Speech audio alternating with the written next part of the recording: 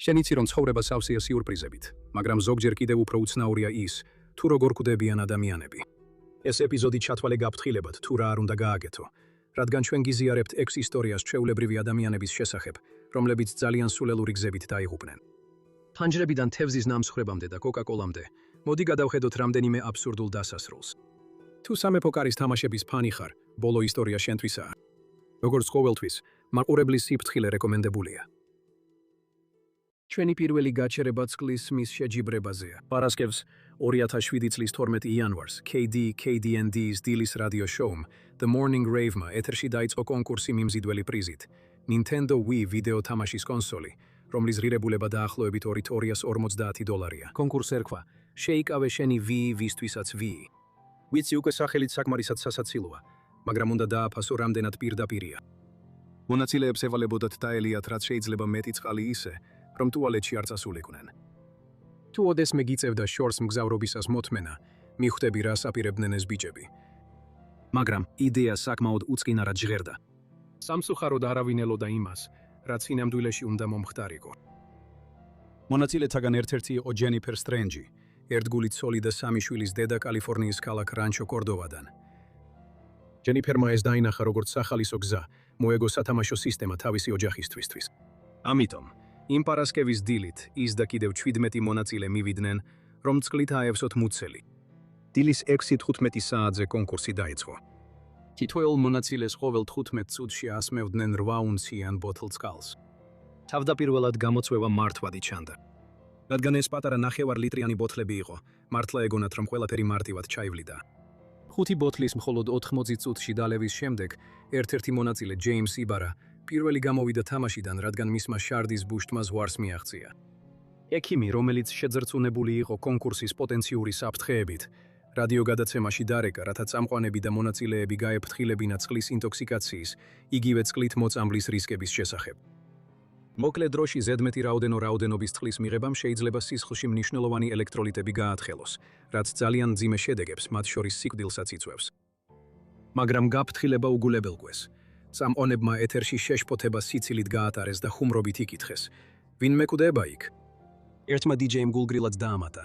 მათ ხელმოწერეს თანხმობის ფორმები, ასე რომ ჩვენ არ ვართ პასუხისმგებლები, კარგი? ჯენიფერი და სხვა მონაწილეები, რომლებიც მედდის გაფრთხილების შესახებ არ იცოდნენ, აგრძელებდნენ შეჯიბრებას რადიო სადგურის ოთახში, სადაც ეთერის ხმა არ აღწევდა. შიგნით, ჯენიფერზე ზეწოლა აშკარად შესამჩნევი გახდა. მან გამოთქვა ძლიერი დისკომფორტისა და ტკივილის შესახებ, რადგან შეჯიბრება გაგრძელდა. ამასობაში წამყვანებმა აჩვენეს შემაშფოთებელი გაუგებრობა რისკებთან დაკავშირებით. როცა ერთმა დიჯეიმ იკითხა, შეიძლება წყლით მოწამლვა და მაგალითად სიკვდილი.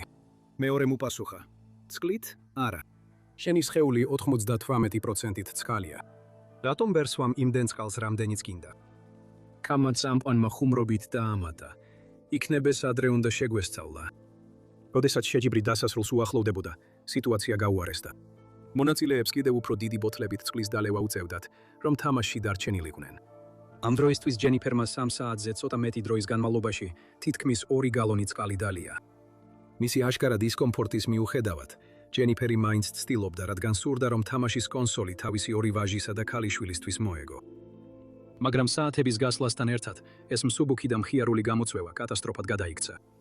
მოწინააღმდეგეებზე უფრო დიდხანს გაძლების სურვილით, ჯენიფერი ბოთლიდან ბოთლამდე წყალს სვამდა.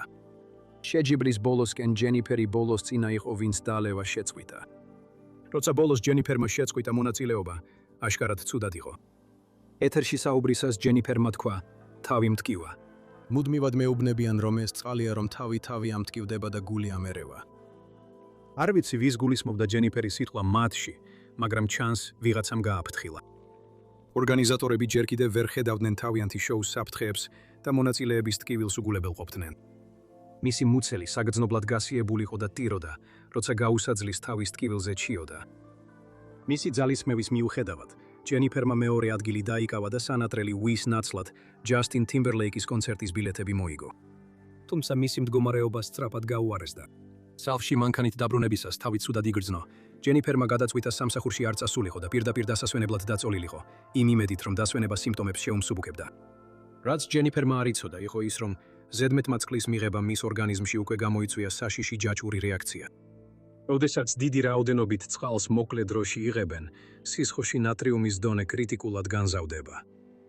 ეს დისბალანსი აიძულებს თვალს გადავიდეს სისხლძის ღვთარღვებიდან უჯრედებში, რის შედეგადაც ისინი სივდებიან. მიუხედავად იმისა, რომ ბევრი ქსოვილი გარკვეულ შეშკოულ შეშუპებას იტანს, ტვინი ამას ვერ ახერხებს. კარქალაში მოქცეული ტვინის შეშუპებული ქსოვილები იკუმშება, რაც შეიძლება სერიოზულ დაზიანებამდე მივიდეს, მათ შორის სასიცოცხლო ფუნქციების, როგორიცაა სუნთქვა, კონტროლის უნარის დაკარგვამდე. იმავე დღეს ჯენიფერმა თავის სამუშაო ადგილზე დარეკა და აცნობა, რომ ძალიან ცუდად იყო და ვერ მივიდოდა, ტიროდა და აღწერდა აუტანელ ტკივილს, რომელსაც განიცდიდა. ხოლო 5 საათის შემდეგ, რაც კონკურსი დასრულდა, მისმა დედამ ჯენიფერის უსიცოცხლო სხეული საკუთარ სახლში, რანჩო კორდოვაში იპოვა. ვერც კი წარმოვიდგენ, როგორი შოკის მონგრელი უნდა ყოფილიყო ეს. ავტოპსიის შემდეგ დადგინდა, რომ ჯენიფერის სიკვდილის მიზეზი გახდა წყლით ინტოქსიკაცია, იშვიათი, მაგრამ სასიკვდილო მდგომარეობა. ის პირდაპირ მნიშვნელობით წყლის სმით გარდაიცვალა, რათა თამაშის კონსოლი მოეგო. შედეგები სწრაფი და მძიმე იყო. KDND-ის დილის შოუს წამყვანები, ეთერში ცნობილები როგორც ტრიში, მენი და ლუკასი, ინციდენტის მეორე დღეს გაათავისუფლეს. რადიოსადგურმა ასევე გააუქმა შოუ და საერთო ჯამში 10 თანამშრომელი გაათავისუფლა, რადგან მათ დაარღვიეს შრომითი ხელშეკრულებებები. ჯენიფერის ოჯახმა რადიოსადგურს სასამართლოში უჩივლა ჯენიფერის გარდაცვალებიდან ერთ კვირაში და ბოლოს 2009 წლის 29 ოქტომბერს, შემთხვევიდან დაახლოებით 2 წლის შემდეგ, კალიფორნიის ნაფიცმა მსაჯულებმა მათ მიაკუთვნეს 16.5 მილიონი დოლარი ზიანის ანაზღაურების სახით და KDND-ის პასუხისმგებლობა დააკისრეს ტრაგედიაზე. ახლა კი გადავიდეთ ცუდიდან უარესზე. თუ წყლის გადამეტებული დალევა შეიძლება მომაკვდინებელი იყოს, რა მოხდება თუ კოკა-კოლას გადამეტებულად დალევ? ნატაშა ჰარისი იყო 30 წლის 8 შვილის დედა, ინვერკარგილიდან, ახალი ზელანდიიდან, რომელსაც ძალიან უყვარდა ერთი რამ, ეს იყო ცივი ჩიქა კოკა-კოლა. მე თვითონ კოკა-კოლა არ მომწონს, მაგრამ შეიძლება შენ შეძლო მისი სიყვარულის გაგება. რამდენიმე წლის განმავლობაში ნატაშა ყოველდღე თითქმის 2 გალონი კოკა-კოლას სვამდა. ეს დამოკიდებულება კი მის ყოველდღიურობას მართავდა. მისმა პარტნიორმა კრისტოფერ ჰოჩკინსონმა გაამხილა, რომ დილას ნატაშა პირველ რიგში კოკა-კოლას სვამდა და ძილის წინაც ბოლო რაც აკეთებდა, ეს იყო კოკა-კოლას დალევა. თუ ნატაშას კოკა-კოლა არ ქონდა, მას აბსტინენციის სიმპტომები უჩნდებოდა, როგორიცაა ხელების კანკალი, გაღიზიანება და მოუსვენრობა. თუმცა ოჯახი კოკა-კოლას არასოდეს აღიქვამდა საფრთხედ. შეფუთვაზე არანაირი გამაფრთხილებელი წარწერა არ იყო, ამიტომ მათ ნატაშას ჯანმრთელობის გაუარესება მის საყვარელ სასმელს ვერ დაუკავშირეს. დაახლოებით 6 თვის განმავლობაში ნატაშას ჯანმრთელობა მნიშვნელოვნად გაუარესდა. ის მუდმივად დაღლილობას და ავადმყოფობას გრძნობდა, ხშირად დილაობით ეწყებოდა გულისრევა. მიუხედავად იმისა, რომ ნატაშას ძლიერი სისუსტე, აჩქარებული გულისცემა და მუდმივი დაღლილობა აწუხებდა, მან ექიმთან მისვლა ექიმების შიშის გამო აირიდა.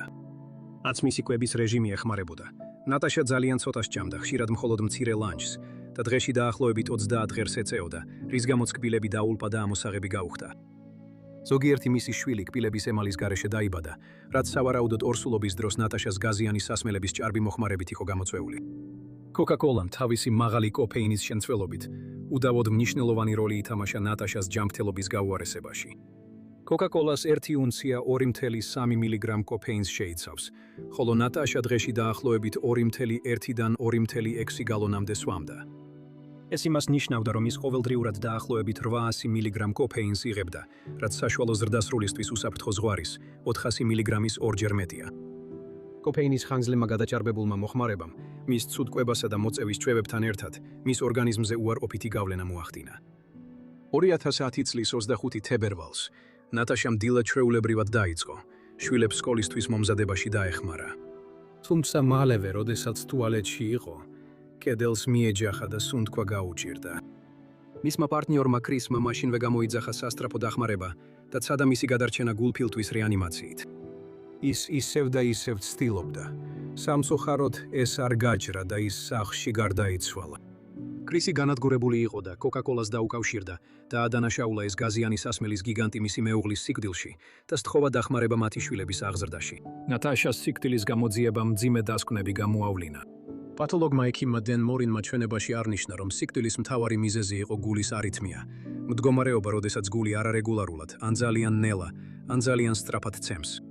მან მისი ცხოვრების წესზე, კოლას გადაჭარბებულ მოხმარებაზე, ძლიერ მოწევასა და არაჯანსაღ კვებაზე მიუთითა, როგორც მნიშვნელოვან ხელშემწყობ ფაქტორებზე. ექიმმა ასევე არნიშნა, რომ სავარაუდოდ ნატაშას მძიმე ჰიპოკალიემია ჰქონდა, მდგომარეობა, როდესაც სისხლში კალიუმის დონე საშიშად დაბალია. ეს შესაძლოა გამოწვეული ყოფილიყო მისი კოლაზე დამოკიდებულებით, რადგან კალიუმის დეფიციტი ცნობილია როგორც გაზიანი სასმელების დიდი რაოდენობით მომხმარებლებისთვის დამახასიათებელი რისკი. კალიუმი აუცილებელი მინერალია, რომელიც ნერვული და კუნთოვანი უჯრედების ფუნქციონირებას უზრუნველყოფს. კალიუმის ნაკლებობამ, ანუ ჰიპოკალიემიამ, შეიძლება გამოიწვიოს ისეთი სიმპტომები, როგორიცაა დაღლილობა, კუნთების სისუსტე, ტაბზობა და არარეგულარული გულის რიტმი. ნატაშას შემთხვევაში კოკა-კოლას გადაჭარბებულმა მოხმარებამ შესაძლოა მძიმე კალიუმის დეფიციტის განვითარებას შეუწყო ხელი, რაც კიდევ უფრო გაამწვავა ის ჯანმრთელობის პრობლემები, რომლებიც მას ტრაგიკულ სიკვდილამდე ჰქონდა. ნატაშას დამოკიდებულება ორ მაგზიანს აყენებდა მას. შაქარი ასტიმულირებს ინსულინის გამოყოფას, რომელიც კალიუმს ორგანიზმის უჯრედებში შეჰყავს და სისხლიდან აშორებს. ანალოგიურად, კოფეინი მოქმედებს როგორც ბეტა-აგონისტი, რაც ასევე კალიუმს უჯრედებში გადააქვს და ამცირებს მის რაოდენობას სისხლში. ორმაგი ზემოქმედების შედეგად მისი კალიუმის დონე საშიშად დაბალი გახდა. ქრისმა იდავა, რომ მას არასდროს უფიქრია კოკა-კოლაზე როგორც მავნებელზე. მე ამას უბრალოდ გაზიან სასმელად თვლიდი, როგორც წყლის დალევას, თქვა მან. თუმცა კოკა-კოლამ უარყო უშუალო პასუხისმგებლობა ნატაშას სიკვდილზე. გამოძიებისთვის გაკეთებულ განცხადებებში კომპანიამ აღნიშნა, რომ მიუხედავად იმისა, რომ გულის არითმია იყო სიკვდილის ძირითადი მიზეზი, ეს ვერ იქნებოდა ერთმნიშვნელოვნად დაკავშირებული გაზიანი სასმელის ჭარბ მოხმარებასთან. არსებობს გულის არითმიის მრავალი შესაძლო მიზეზი და შეუძლებელია დავასკვნათ, რომ კოკა-კოლას დალევა იყო სავარაუდო მიზეზი, ან გარდაცვალების პირდაპირი ხელშემწყობი, განაცხადა კოკა-კოლამ. სხვა ექსპერტებმა ყურადღება გაამახვილეს იმ სითხის უზარმაზარ რაოდენობაზე, რომელსაც ნატაშა ყოველდღიურად იღებდა როგორც პოტენციურ რისკზე.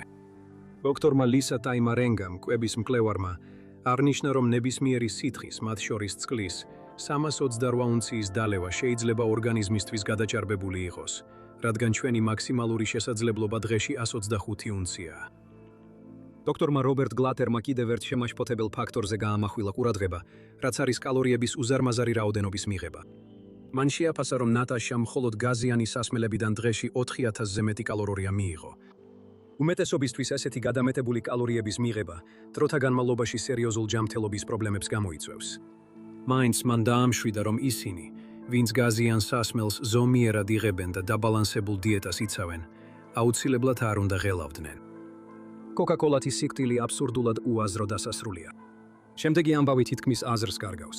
დარენ ჰიკი, 41 წლის ბრიტანელი ქორწილების ორგანიზატორია ბოლტონიდან, ლანკაშირიდან, რომელიც ცნობილია თავისი ენერგიული ხასიათით და ქველმოქმედებისადმი ერთგულებით.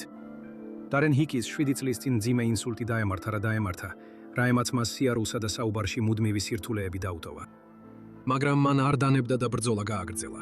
მისმა გამძლეობამ მას ინსპირაციული სიმამაცის ჯილდო მოუტანა ინსულტის ასოციაციისგან. მაგრამ ეს ყველაფერი მალე შეიცვლებოდა.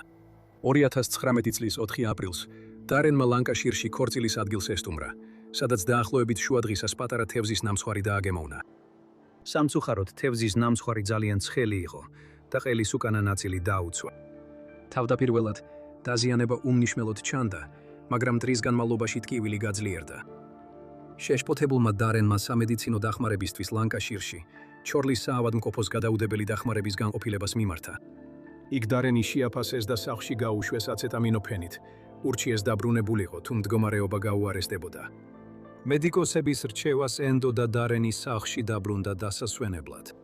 თუმცა რაც მართვად დამსრობად ჩანდა, გაცილებით საშიში აღმოჩნდა. ალბათ ოდესმე ძალიან ცხელი საჭმელი გიჭამია და ენა დაგიწვევს, მაგრამ დამიჯერე, იმაზე რაც დარენს შემდეგ დაემართა, მზად არ ხარ. შემდეგი 12 საათის განმავლობაში დამსრობის შედეგები კიდევ უფრო გამსროვდა. დარენის ხელში შეშუპება გაძლიერდა და საღამოსთვის მისი მდგომარეობა სასიკვდილოდ დამძიმდა. დარენის პარტნიორმა ნილ პარკინსონმა შეისმინა მისი შემაშფოთებელი ხმები და სასტრაფოდ მის გვერდით გაჩნდა. ნილმა დარენი ფერზე მდგომი და დახჩობის პირას მყოფი ნახა, რომელიც სუნთქვას ძლივს ახერხებდა. მიუხედავად იმისა, რომ ცდილობდნენ დახმარებას და სასტრაფო დახმარების მანქანა სწრაფად მივიდა, დარენი გარდაცვლილად გამოცხადდა შუაღამის შემდეგ როიალ ბოლტონის საავადმყოფოში. შემდგომმა გამოძიებამ ბოლტონის კორონერის სასამართლოში აჩვენა, რომ დარენის ყელის დამწრობამ ძლიერი შეშუპება გამოიწვია, რაც საბოლოოდ ასფიქსიით დასრულდა, რაც ფართოდ ცნობილია როგორც დახჩობა. დახჩობა ხდება მაშინ, როდესაც ორგანიზმი ჟანგბადის გარეშე რჩება. ეს სიცოცხლისთვის საშიში მდგომარეობაა. დარენის შემთხვევაში ყელში დამწრობით გამოწვეულმა შეშუპებამ მისი სასუნთქი გზები დაბლოკა, რამაც სწრაფი დახჩობა გამოიწვია.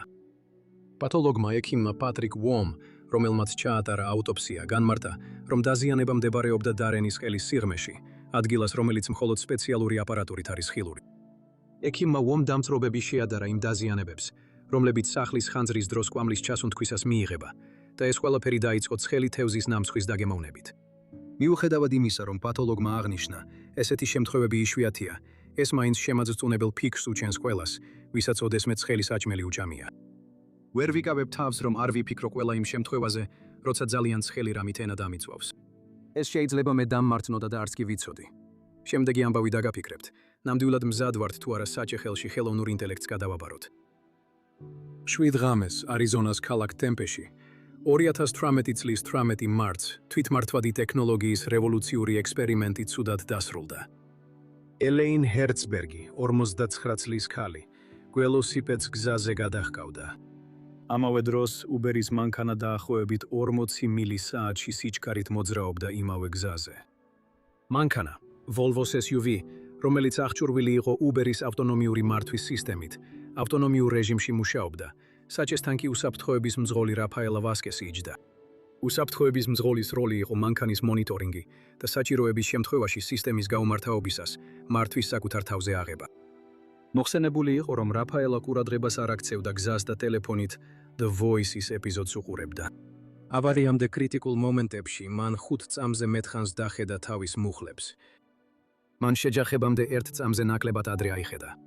უბერის მანქანის პროგრამას გაუჭირდა ელეინის კრეითად კლასიფიცირება, რადგან ის ზებრაზე არ იმყოფებოდა.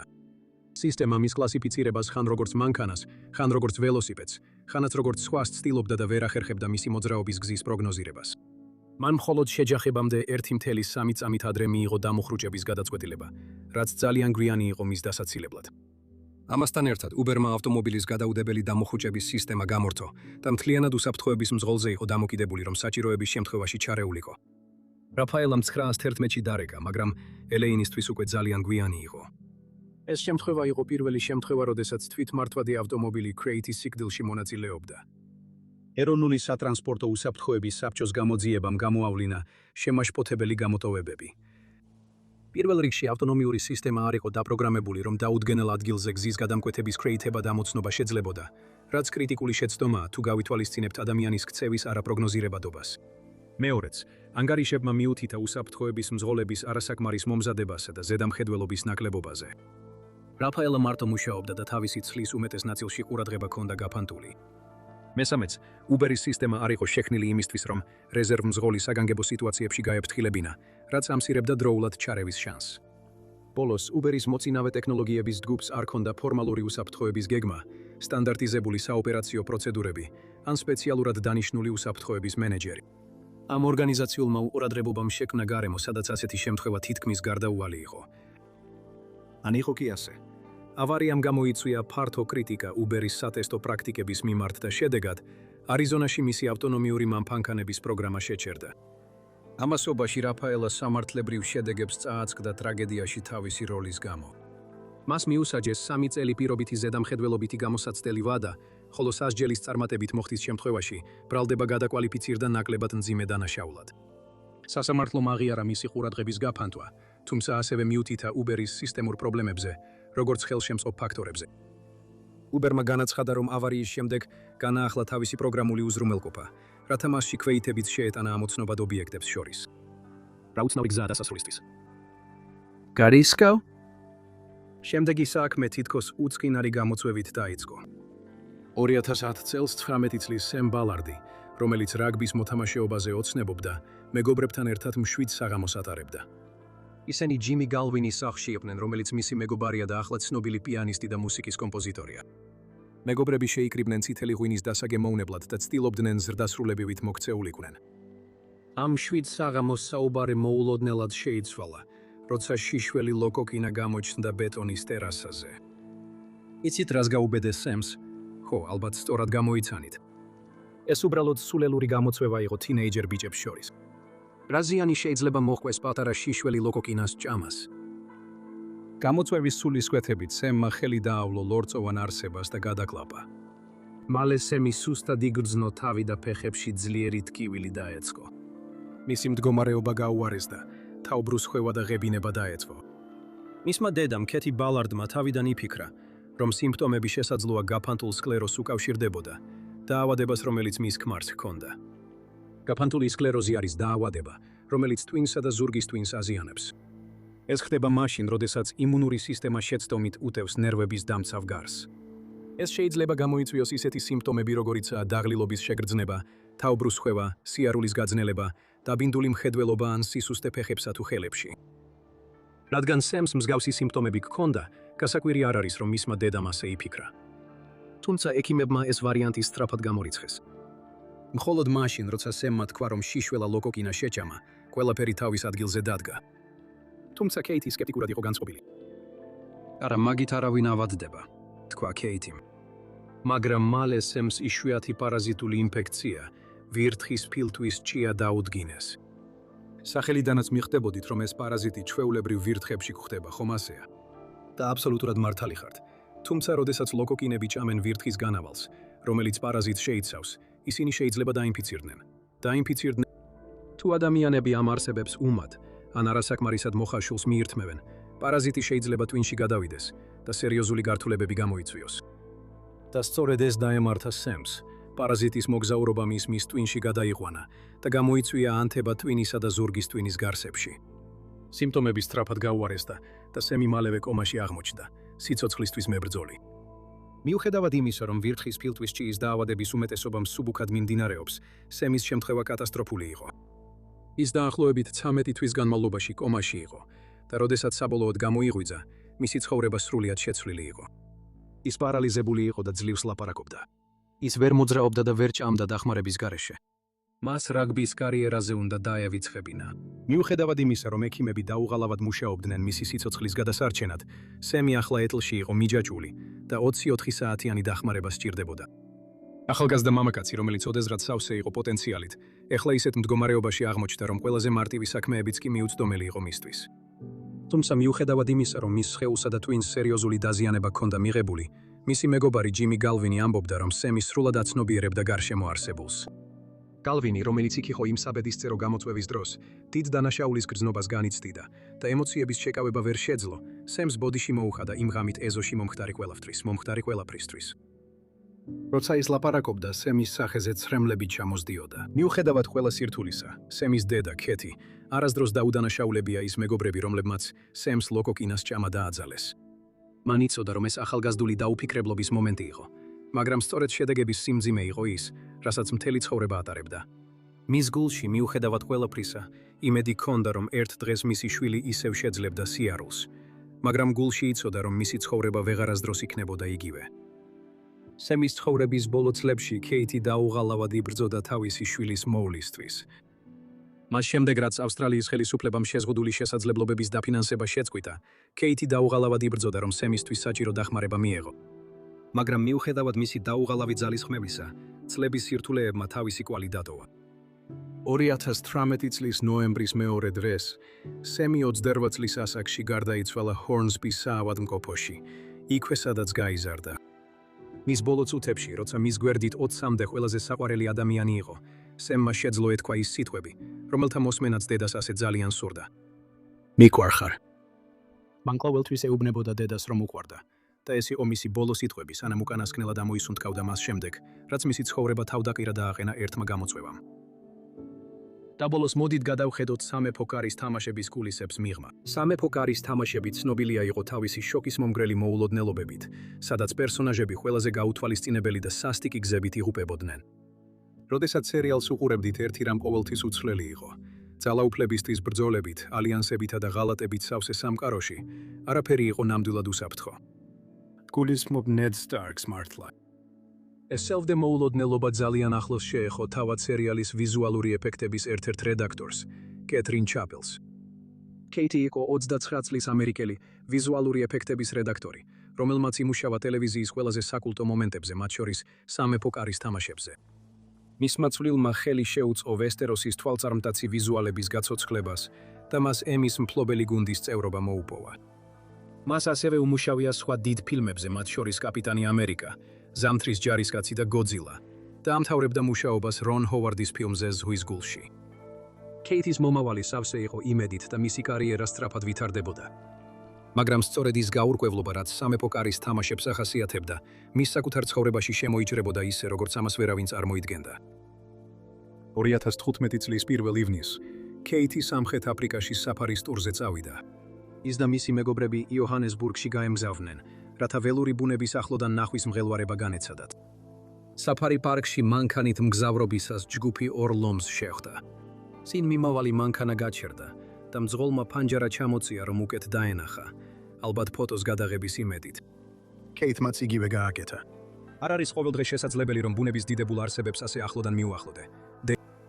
ის რაც თავგადასავლად დაიწყო, მალე კოშმარად გადაიქცა. მამალი ლომი თითქოს უყურადღებოდიყო. ზარმაცად იწვა, მაგრამ ძულომი უფრო აქტიური ჩანდა. ის წამოდგა, გაწელა სხეული და ერთი წამით ყველაფერი ჩვეულებრივად ჩანდა. თითქოს უბრალოდ ლომები თავიანთ საქმეს აკეთებდნენ. მაგრამ შემდეგ, ყოველგვარი გაფრთხილების გარეშე, ლომი ქალი ფანჯრისკენ გადაეშვა. მისმა სისტრაფემ და სიმკაცრემ ყველა გააოცა. მოულოდნელად კეითი აღმოჩნდა პირისპირ დედამიწაზე ერთ-ერთ ყველაზე ველურ და ძლიერ არსებასთან. შემდეგ ქაოსი დაიწყო. მძღოლი გადახდა მგზავრის სავარძელში, ცდილობდა დაეცვა თავი და მუშტებით მოეგერიებინა ლომი. ინჟინერი ბენ გოვენდერი, რომელიც კეითის მანქანის უკან იყო, ამ თავდასხმის უნებლიე მოწმე გახდა. მან გაიხსენა საშინელი სცენა, როცა ლომი კბილებით დაესხა იმ სავარძელს, სადაც კეტრინი იჯდა. შემდეგ მტაცებელი ცოტა ხნით უკან დაიხია, პირზე და თადზე სისხლი ეწვეთებოდა. მოკლე წამით ჩანდა, თითქოს საფრთხე უკვე გაგადავლილი იყო. მომენტი, რომ გაქცეულიყვნენ და შესაძლოა კეტრინი გადაერჩინათ. მაგრამ ლომი ქალი, როგორც ჩანს, დაუკმაყოფილებელი დარჩა. ის სწრაფად დაბრუნდა და ამჯერად კეტრინს კიდევ უფრო მძაფრად დაესხა თავს. ბატონი გოვენდერი აღწერდა შოკს, როცა ძუ ლომმა კიდევ ერთხელ გამეტებით უკბინა და კეტრინის მხარში ჩააფრინდა. ლომი ქალი უბრალოდ ძალიან ძლიერი იყო, გაიხსენა ბატონმა გოვენდერმა. თავდაპირველად უკან დაიხია, შემდეგ კი ისევ დაბრუნდა.